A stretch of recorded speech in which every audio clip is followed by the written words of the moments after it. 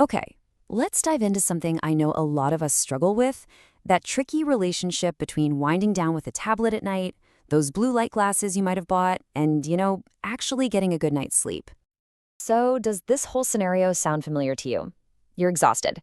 You're finally ready for bed. You think, I'll just read one chapter on my tablet, and then bam. An hour later, you are completely, frustratingly wide awake. It's a really common cycle, and trust me, you are not imagining it. Now, before we get into the nuts and bolts, just a super quick but really important heads up.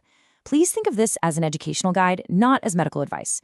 If you're dealing with sleep issues that are new or seem to be getting worse, the best first step is always to chat with your doctor.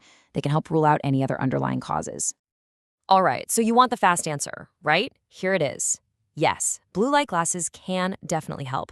But, and this is a big but, they are not some kind of magic fix. Things like the brightness of your screen, what you're actually reading, and especially when you put the glasses on, those things often have a way bigger impact.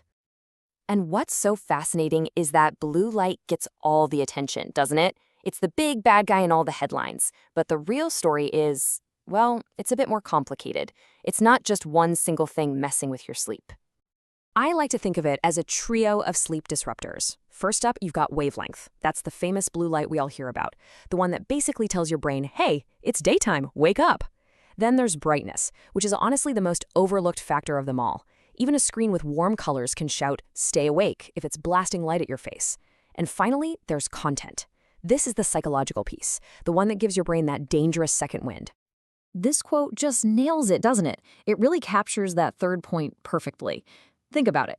A heated political argument on social media, a thriller novel with a crazy cliffhanger, a last-minute stressful email from your boss, all of those are like little shots of adrenaline straight to your brain.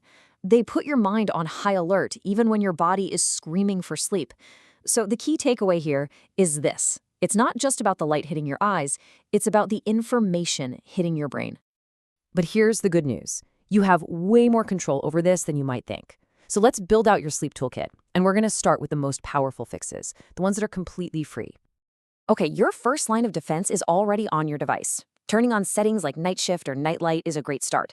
But the real secret weapon? Manually dragging that brightness slider way, way down. And if you're on an iPhone, the reduce white point feature in accessibility settings is incredibly powerful. These tools are free. Now, blue light glasses can be a fantastic addition, but for them to actually work, you've got to get the right kind. Amber lenses tend to be most effective, and you absolutely have to wear them consistently.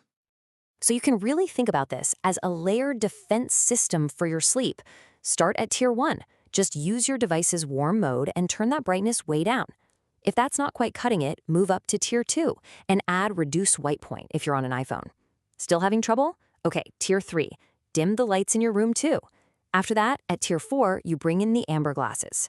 And the final tier, which might just be the most important, is your calm content rule. Seriously, no thrillers, no breaking news right before trying to sleep. You know, having the tools is one thing, but using them the right way is the whole ballgame. Let's go over the super simple rules that make the difference between success and just feeling like none of this stuff works. All right, if you're going to use blue light glasses, this is probably the single most important rule to remember.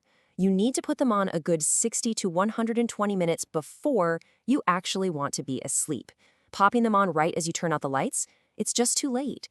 Your brain needs that buffer, that magic window to get the signal that sleep is on its way. And that rule leads us right into the most common mistakes people make. We just talked about the first one, waiting too long. The second is keeping your screen super bright even when you have the glasses on. The third is reading that stressful, stimulating content. And the fourth one is so sneaky. I call it the bathroom break problem. You do everything right. You've got your glasses on, your screen is dim.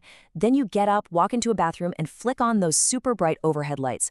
That blast of light can undo all your hard work. A dim nightlight is your friend here. Okay, that's enough theory. At the end of the day, the only way to figure out what really, truly works for you is to test it. So let's frame this as a simple, no-pressure personal experiment. The goal here isn't to believe some product's marketing claims. The goal is to gather your own data. This is all about empowering you to listen to your own body, find out what your brain responds to, and build a routine that actually helps you get better sleep. So here's the plan. It's incredibly simple. For the first 3 nights, just focus on those free fixes. Warm up your screen, drop the brightness, and stick to calm content. That's it. Just notice how you feel.